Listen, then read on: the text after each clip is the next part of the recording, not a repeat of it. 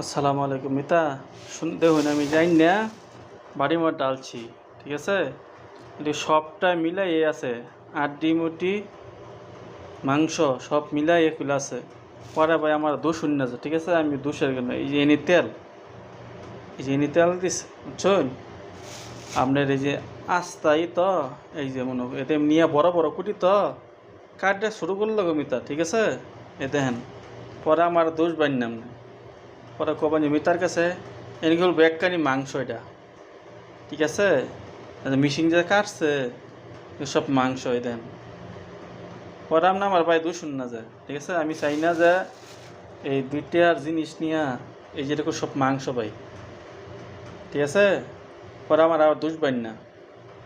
এই যে আটটি ছাড়া ভাই মাংস দিত না, কইলে লাভ নাই ভাই। এরকম মাংস সাইড দিয়ে গুলো আটটি, এরকম আটটি, এই যে আটটি কাটছে যে করার দিয়া এরকম ভাই আটটি, ঠিক আছে?